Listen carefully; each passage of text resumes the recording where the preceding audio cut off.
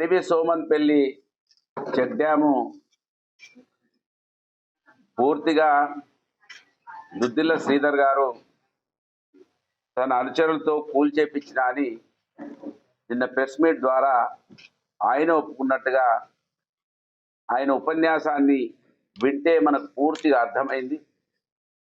ఇక పోలీసులు గవర్నమెంట్ దీనికి ఇంకా ఎంక్వైరీ అవసరం లేదు, వారి మనుషులను అక్కడ సర్పంచ్తో సహా ఆ ప్రాంతంలో ఉన్న కాంగ్రెస్ పార్టీ నాయకులని విచారించి ఇంట్రాగేషన్ చేస్తే అది తొందరనే ఎంక్వైరీ పూర్తయినట్టుగా నేను భావిస్తా ఉన్నాను. ఆయన మాటలని నిన్న ఆయన ప్రెస్ మీట్ లో చెప్పిండు. శాసనసభలో ఇదే చెక్ డ్యామ్ కానీ అదే విధంగా ఖమ్మంపల్లిలో ఉన్న చెక్ డ్యామ్ చిన్న హోదాలకు సంబంధించిన చెక్ డ్యామ్ సంబంధించిన అంశం విషయంలో రైతులకు మేలు జరుగుతలేదు. ఈ చెక్ డ్యాములు ఎవరి గురించి కట్టిండ్రు, అశాస్త్రీయంగా కట్టిండ్రు అని స్పష్టంగా ఆనాడున్న ప్రభుత్వాన్ని మేము ప్రశ్నించడం జరిగింది, డిమాండ్ చేయడం జరిగింది. దీనిపైన ఖచ్చితంగా కూడా విచారణ జరపాలని అడుగుతున్నాం.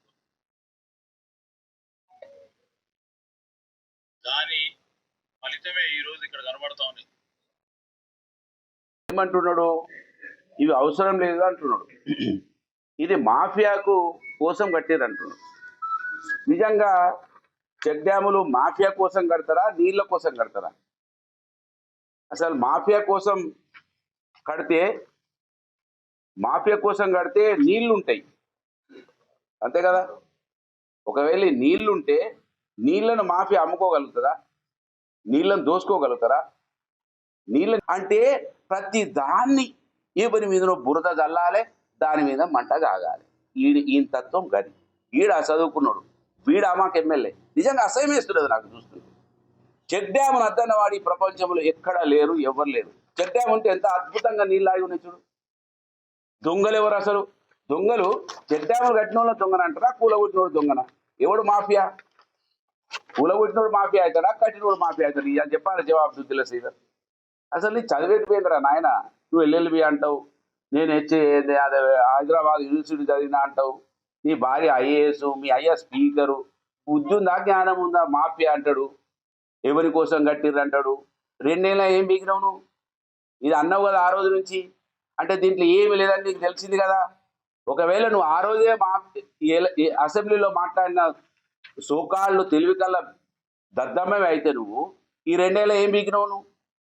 ఇవాళ కూలి పొంగని వచ్చే వాడు కూడా కొట్టిడు, వీళ్ళ కూడా ఇది మా క్వాలిటీ అని నువ్వే కూడా నిర్ధారించడానికి అసలు నువ్వు ముందే ఇది ఏంటిది, ఇది క్వాలిటీ లేదంటున్నావు.